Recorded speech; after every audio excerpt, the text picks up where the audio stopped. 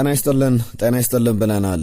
የዓለም እግር ኳስ ዋንጫ እንደቀጠለ ነው። ትናንትና አስገራሚ ውጤቶችን ተመልክተናል። የስፔን ብሔራዊ ቡድንን የላሚን ያማልን ድንቅ ብቃትም የተመለከትንበት ጨዋታ ነው። ከዛ ውጪ የኬፕ ቨርድ ጨዋታ ሌላ መነጋገሪያ መርሃ ግብር ነበር። በእነዚህ ጨዋታዎች ላይ ጥቂት ነጥቦችን እናነሳለን። ዛሬም የዓለም ዋንጫው ሌላኛው ጨዋታ ይጠበቃል። ፈረንሳይ፣ አርጀንቲና፣ ሰነጋል ከኖርዌይ የሚያደርጉት ጨዋታ ብዙ ትኩረትን የሚስብ አይነት መርሃ ግብር ነው። ጥቂት ነጥቦችን በዓለም ዋንጫ ላይ ወደ መጨረሻ አካባቢ የምናነሳ ይሆናል። ከዛ ውጪ ግን ክለቦቻችሁን በተመለከተ አዳዲስ የተመለከትናቸው ጉዳዮች አሉ፣ በስፋት እናነሳለን።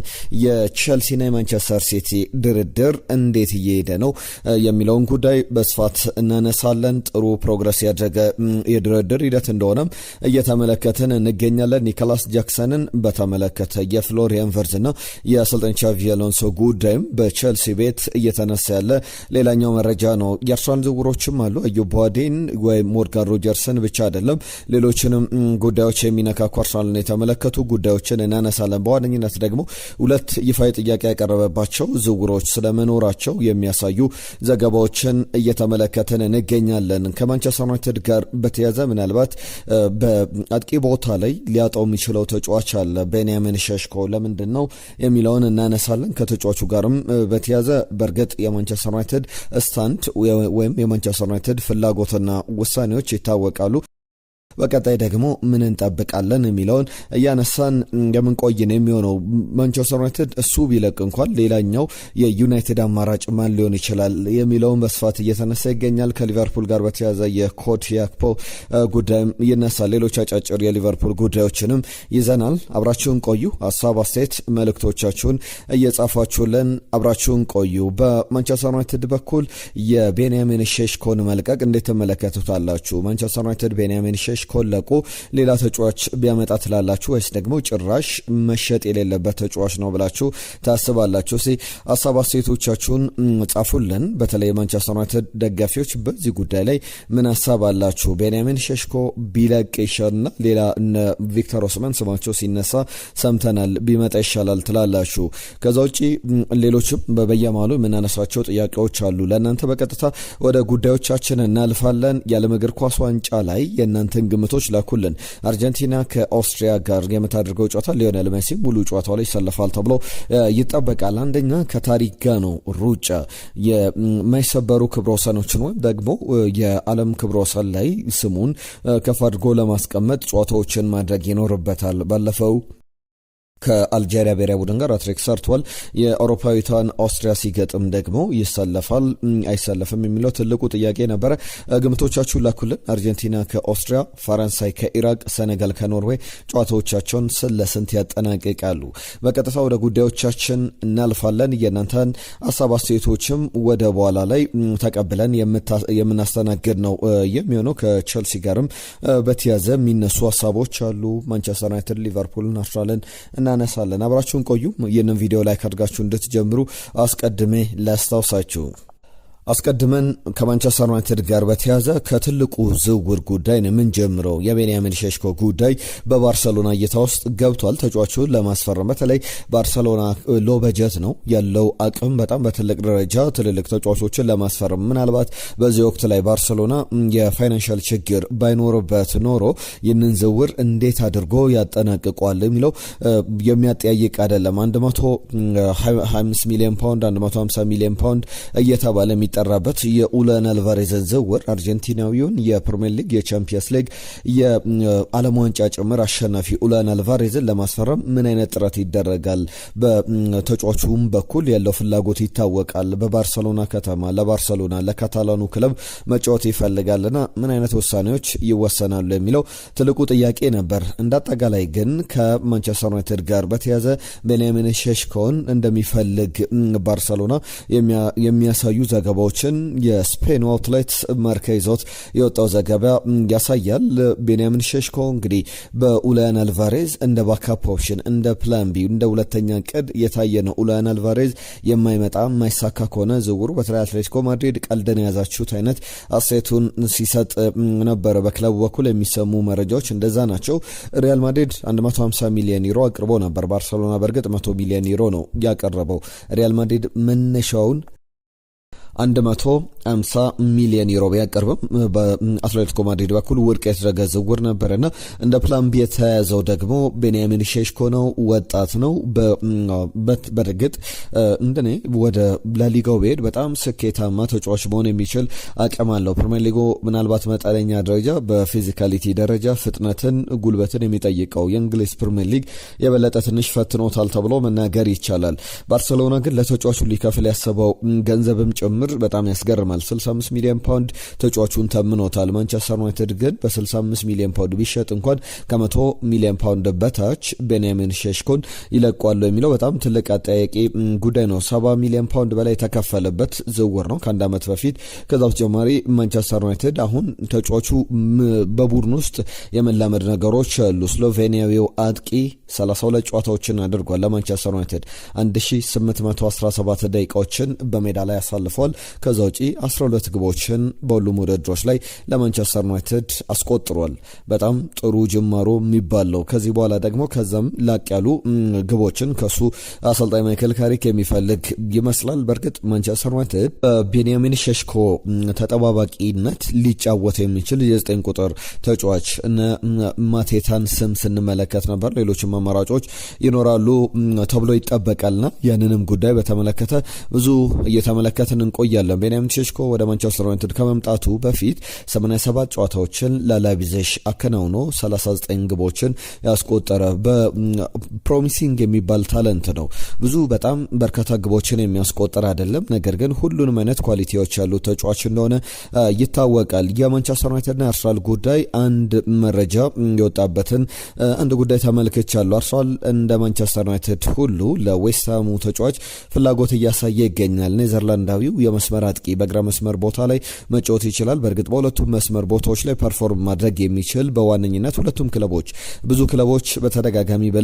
አርሰናልም ማንቸስተር ዩናይትድም ሊቨርፑልም ቸልሲም የመስመር አጥቂ የግራ መስመር አጥቂ ቦታ ላይ ተጫዋቾችን ይፈልጋሉ። ለዛ ቦታ ደግሞ የሚሆን አንደኛ የፕሪሚየር ሊግ ልምድ ያለው ከዛ በተጨማሪ እንደ ሌሎች ተጫዋቾች 80 ሚሊዮን ፓውንድ 100 ሚሊዮን ፓውንድ ከዛም በላይ የሚጠራበት ተጫዋች አይደለምና ያንን ዝውውር ለማጠናቀቅ በዩናይትድ በኩል ፍላጎቶች አሉ። እስከ 50 ሚሊዮን ዩሮ 60 ሚሊዮን ዩሮ አካባቢ ለተጫዋቹ ዌስትሃም ዩናይትድ ሊጠይቅ ይችላልና ከሌሎች ጥያቄዎች አንጻር አንደኛ በስኳድ ውስጥ ተቀያሪ ቢሆን ብዙ ቡድን የማይረብሽ ገና በሱፐርስታር ደረጃ የተቀመጠ ተጫዋች አይደለም፣ ነገር ግን ፖቴንሻሊ ሊያድግ የሚችል ኳሊቲዎች እንዳሉት ይታወቃል። አርሰናል በዚህ ዝውውር ላይ ፍላጎት እንዳለው የሚያሳዩ ዘገባዎችን ተመልክተናል።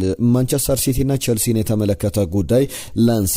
አሰልጣኝ ኤንዞ ማሬስካ የቸልሲ አሰልጣኝ ነበር። ከዛ በኋላ ግን ጃንዋሪ 1 ላይ በፈረንጆቹ አዲስ ዓመት ወደ ከቸልሲ ጋር ተለያይቶ ከክለብ አልባ ሆኖ ቆይቶ ነበር። አስቀድሞ ኦክቶበር ወይም ጥር አካባቢ ላይ ጥቅምት አካባቢ ላይ ኦክቶበር ላይ የነበሩ ድርድሮች ነበሩ በአሰልጣኝ ኤንዞ ማሬስካና በማንቸስተር ሲቲ በኩል። ክለቡ ማንቸስተር ሲቲ ድርድር ያደረገው ከቸልሲ ጋር አይደለም፣ ቀጥታ ከኤንዞ ማሬስካ ጋር ነበርና ያንን ድርድር ደግሞ ቸልሲ ያውቃል። ያለ ቸልሲ ፈቃድ የተደረገ ድርድር ነበር። በዛም ቸልሲ ጥያቄዎች ነበሩት። አሁን ቢከስ ማንቸስተር ሲቲ ቅጣት ይጠብቀዋል። ምክንያቱም የህገወጥ አካሄድ ነው። ትክክለኛ ካንዲዴቶች የትኛውንም ተጫዋች የትኛውንም አሰልጣኝ ያለ ክለቡ እውቅና በኮንትራክቹዋል አግሪመንት እያለው የውል ስምምነት እያለው ከክለቡ ጋር ያለ ክለቡ ፍቃድ ድርድሮች ማድረግ አይቻልም። በተጫዋቾች በኩል የ6 ወራት ቀሪ ኮንትራት ሲኖራቸው ከማንኛውም ክለብ ጋር በይፋ በጀርባ ሳይሆን በይፋ ክለቡ እያወቀም መደራደር ይችላሉ። ክለቡንም ሳያሳውቁ ያንን ንግግር ከየትኛውም ክለብ ጋር ማድረግ ይችላሉ። 6 ወራት ቀሪ ኮንትራት ቀሪ ውል ሲኖራቸው። ነገር ግን አሰልጣኝ ኤንዞ ማሬስካን በተመለከተ አሁንም በማንቸስተር ሲቲ አሰልጣኝነት ኃላፊነቱ አልተሾመም። በዚህ ሂደት ለምሳሌ ቻቪ አሎንሶ የቸልሲ አሰልጣኝ ሆኖ ተሹሟል። አንዶኒ ኢራዮላን ብንመለከት የሊቨርፑል አሰልጣኝነትን የተረከበበትን ጊዜ ተመልክተናል። ሌሎችም ትልልቅ እነ ጆዜ በኃላፊነት ደረጃ ሪያል ማድሪድን ተረክበዋል። ገና የኤንዞ ማሬስካ አጠቃላይ ሂደት ግን ሳይጠናቀቅ ሁለቱ ክለቦች ማንቸስተር ሲቲ እንዲሁም ቸልሲ ድርድሮችን ሲያደርጉ ነበረ። በኮምፐንሴሽን የዚህ የካሳ ክፍያ ደረጃ ላይ የትኛውን ክፍያ ቸልሲ መቀበል አለበት በሚለው ላይ ማንቸስተር ሲቲና ቸልሲ ድርድር አድርገው አሁን እንደ ቤን ጃኮብስ ዘገባ በጥሩ ደረጃ ላይ በጥሩ የድርድር ሂደት ላይ እንዳለ የሚያሳዩ ዘገባዎችን ተመልክተናል። ከዛ ውጪ ያሉ ጉዳዮች አሉ። በዚህ በቸልሲ በኩል አሰልጣኝ ቻቪ አሎንሶ በደንብ የሚያውቀው ተጫዋች አለ በሊቨርፑል ፍሎሪያን ቨርዝ ከ110 ሚሊዮን ፓውንድ በላይ የተከፈለበት ትልቅ ዝውውር እንደሆነ ይታወቃል። ቸልሲ ዳግም ይህንን ዝውውር ያጠናቅቃሉ የሚለው በጣም ትልቅ ጥያቄ ነው። የሊቨርፑሉ ፕሌሜከር የአማካኝ ስፍራ የዚህ አጥቂ የ10 ቁጥር ተጫዋች ፍሎሪያን ቨርዝ በ7 ቁጥር መለያ በሊቨርፑል የውድድር ዓመቱን ተመልክተናል። በጣም ሞቅ ያለ የውድድር ዘመን አላከናወነም። ነገር ግን እንደ ፉትቦል ኢንሳይደር ዘገባ የሚያሳየው የፉትቦል ኢንሳይደር ዘገባ ወደ ቸልሲ ሊመጣ ይችላል፣ በጋራ ሪዩኒየንን ልንመለከት እንችላለን፣ ዳግም ሊገናኙ ዳግም አንድ ላይ ሊሰሩ የሚሉ ዘገባዎችን ተመልክተን ነበር። ነገር ግን ትክክለኛው ሀሳብ እሱ ነው ወይ የሚለውን ስንመለከት አይመስልም። ምክንያቱም ፍጹም የተሳሳተ መረጃ ነው የሚሉ ዘገባዎችን እንዳጠቃላይ የተመለከትንበትን ጉዳይ ተመልክተናል። ከአርሰናል ጋር በተያያዘ ሁለት ይፋዊ ጥያቄዎችን አቅርበዋል። አንደኛው ለዩባዴ ነው። ከዚህ በፊት በተጫዋቹ በኩል በግራውንድ ቼክ ሲደረግ ነበረና የሱ ብቻ አይደለም የሞርጋን ሮጀርስንም ጥያቄ ማቅረቡን ተመልክተናል። የሞርጋን ሮጀርስን መረጃ ይዞት የወጣው አንድ ኦፍ አርሰናል የተባለው ገጽ ነው። ይህ በጣም ታማኒ የሚባሉ በተለይ የጉዳት ዜናዎችን አኩሬትሊ ሲዘግብ ነበር። እኛም በተደጋጋሚ ስሙን ስናነሳ ነበር። አኩሬትሊ ስንል በትክክል ለምሳሌ ቡካዮ ሳካ ዛሬ የማይጫወት ከሆነ ቡካዮ ሳካ ዛሬ የሚመለስ ከሆነ ወይም ሌሎችም ተጫዋቾች መቼ ይመለሳሉ መቼ አይመለሱም የሚለውን ከአርሰናል የውስጥ አዋቂ ሰዎች ይፋዊ መረጃዎችን ይዞ የሚወጣ አንድ ገጽ ነው። አንድ ኦፍ አርሰናል የተባለ ገጽ። እዛ ገጽ ላይ እንደተመለከትኩት ሞርጋን ሮጀርስ በይፋ በአርሰናል በኩል ጥያቄ ቀርቦለታል። ለተጫዋቹ አይደለም የፐርሰናል ተርም ወይም የግል ጥቅማ ጥቅም የደሞዝ ጉዳይ ብዙ የሚያጣለ ዲሉን የዲል ብሬክ አይደለምና ስምነት ላይ ለመድረስ ትልቅ ፈተና ይሆናል ተብሎ አይጠበቅም። የእንግሊዙ ሻምፒዮን የፕሪሚየር ሊጉ አሸናፊ አርሰናል ፍላጎቶች አሉት በደንብ ድርድሩን ቶሎ ለማጠናቀቅና ያለ ፉክክር የቆይታውን ቶሎ ለማጠናቀቅ የሚደረግበት ሂደት አለ። የዩባዴም ዝውውር ይጠቀሳል። ፓትሪክ ቪዬራ 70 ሚሊዮን ዩሮ እየተገመተ ያለውን ተጫዋች በተመለከተ ያነሳው ጉዳይ አለ። በተለይ ደግሞ እንደ አንድ የ18 ዓመት ተጫዋች ሳይሆን እንደ አንድ የ30 ዓመት ተጫዋች በጣም ኢምፕሬሲቭ በሆነ በሚማረክ ደረጃ እየተጫወተ ያለ ተጫዋች ነው ይላል። ታክቲካል አዌርነሱ ሁል ጊዜ የሚገኝበት ቦታዎች እንዲሁም ቴክኒካል አቢሊቲውም ጭምር ተጫዋቹ ከኋላ በ6 ቁጥር ቦታ ላይ ለመጫወት ፕሮግረስ አድርጎም 8 ቁጥር ሆኖ ለመጫወት ጥሩ አቅምን ይፈጥርለታል ይላል ቪዬራ። እንዳጠቃላይ ግን አርሰናል ለተጫዋቹ ያለውን ፍላጎት በተደጋጋሚ እኛም ስንገልጽ ነበርና እንደ ዘ ታይምስ ዘገባ ከሆነ አርሰናል የመጀመሪያ ጥያቄ ለተጫዋቹ ስለማቅረቡ የሚያሳዩ ዘገባዎችን ተመልክተናል። በቀጣይ በሂደት ደግሞ ድርድር ሂደቱ ምን ላይ ይደርሳል የሚለውን እንመለከታለን። ኒውካስል ዩናይትድ ሊያም ዴላፕን ከቸልሲ ለማስፈረም ፍላጎቶችን እያሳየ ይገኛል። 40 ሚሊዮን ፓውንድ ለሊያም ዴላፕ ቸልሲ ይፈልጋል። ኒውካስል ዩናይትድ ደግሞ ኒክ ቮልትመደ እንዲሁም ደግሞ ዮዋን ዊሳ በሚፈለገው ደረጃ አሌክዛንደር አይዛክን አልተኩም ወይም የመጀመሪያው ውድድር ዘመናቸው ቀዝቃዛ ነበረ። በትልቅ ደረጃ እንደተጠበቁት አልቀጠሉም እና ያንን በተመለከተ ድርድሮችን በቀጣይ ጊዜያት ላይ ለማድረግ ፍላጎቶች አሉት። ኒውካስል ዩናይትድ 40 ሚሊዮን ፓውንድ ግን የቸልሲ መነሻ ጥያቄ ነው። ከ27 ሚሊዮን ፓውንድ አካባቢ ከፍሎ ያስፈረመው ዝውውር እንደነበረ ይታወቃል። የማንቸስተር ሲቲ አካዳሚ ውጤት ነው። በቸልሲ ከኤፕሲች የመጀመሪያው ውድድር ዘመን ድንቅ ቆይታው በኋላ ብዙዎች እንዴት በቀጥታ ወደ ቸልሲ ሄዳል? ከዛ አስቀድሞ ከኤፕሲች አንዴ ወደ ላይ ወደ ጫፍ አይካሄድም። ከዛ አስቀድሞ መደረግ የነበረበት ዝውውር እንደ ኤቨርተን እንደ ክሪስታል ፓላስ አይነት የሚርቴብል የወገብ አጋማሽ ላይ የሚፎካከሩ ቡድኖችን ወይም እንደ ብሬንትፎርድ አይነት ቡድኖችን ቢቀላቀል ጥሩ ነበረ። በሊጉ ላይ ፕሮግረስ ለማድረግ አቅሙንም ለማሳየት የሚሉ ሀሳቦች አሉ። በሊቨርፑል በኩል ኮዲ ሃክፖን የሚፈልግ ክለብ መጥቶበታል። ቶትናም ሆትስፐር ተደጋጋሚ ጥያቄዎችን እያቀረበ ይገኛል። አሰልጣኝ ሮቤርቶ ዲዘርቢ በዚህ ቦታ ላይ የፕሪሚየር ሊጉ ልምድ ያለውን ተጫዋች ለማስፈረም ፍላጎት አላቸው። ተጫዋቹ ደግሞ ምን አይነት ውሳኔ ይወስናል፣ ምን አይነት ፍላጎቶች አሉት የሚለው ይነሳል። ከዩናይትድ ጋር በተያዘ አንድ መርትን ባቱሬና የተባለ ተጫዋች አለ። በማንቸስተር ዩናይትድ በጥብቅ እየተፈለገ ይገኛል። የክሮኤሺያ ብሔራዊ ቡድን እንግሊዝ ብሔራዊ ቡድን በገጠመበት ጨዋታ ላይ በደንብ ተመልክታችሁታል። ስካይ ጣሊያ ይዞት የወጣው ዘገባ ነው።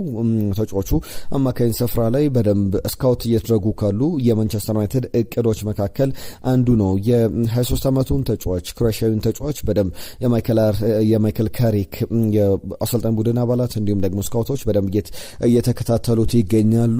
እስከ 43 ሚሊዮን ፓውንድ ድረስ የሚገመት ጥያቄም ከዚህ በፊት ለኮሞ ቀርቦ ነበር። ኮሞ ውድቅ ያደረገው ዝውውር እንደሆነ ይታወቃል። ከአርሰናል ጋር ከባየር ሙኒክ ጋር ስሙ ሲያዝ በቅርብ ጊዜያት ላይ ተመልክተ ነው የነበረ ተጫዋች ነውና በቀጣይ የመርቲንን ጉዳይ ማንቸስተር ዩናይትድ እንዴት ያጠናቅቃል? ማርቲን ባቱሬና የክሮኤሺያ ብሔራዊ ቡድን አማካኝ በሚቀጥለው ጊዜያት ላይ ድርድሮቹ በምንቀጥለው ወዴት ሊሄድ ይችላል የሚለውን በስፋት እየተመለከትን የምንቆይ ነው የሚሆነው። በመሀል የእናንተን ሀሳቦች እናስተናግድ። ትናንትና የመጡልን መልእክቶች አሉ። አስቀድሞ ከዚህ ከዛሬው ቪዲዮ አስቀድሞ በሰራናቸው ቪዲዮዎች ላይ በተለይ ቃሲም ከደቡብ አፍሪካ ስለምታቀርቡን ቆንጆ ዜናዎች ከልብ እናመሰግናለን ብለዋል። እኛም ከልብ እናመሰግናለን። ቃሲም ከደቡብ አፍሪካ።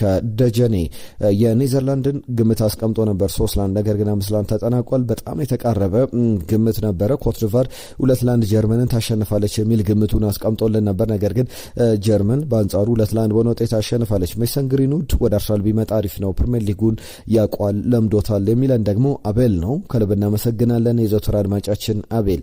የአርሰናል የኮቬንትሪና የሃል ሲቲ፣ የማንቸስተር ዩናይትድ የፉልሃም ጨዋታ፣ ከዛ በተጨማሪ የቼልሲ የማንቸስተር ሲቲ ሌሎችም መርሃ ግብሮች ሁሉም ቀላል ናቸው። ምናልባት ከባዱ የፕሪሚየር ሊጉ መርሃ ግብር በመክፈቻው ጨዋታ 61 ቀናት በኋላ ሲደረግ በጣም ትኩረት የሚስበው ጨዋታ እስከ 60 ቀናት ድፍን 2 ወራት በኋላ ይደረጋል።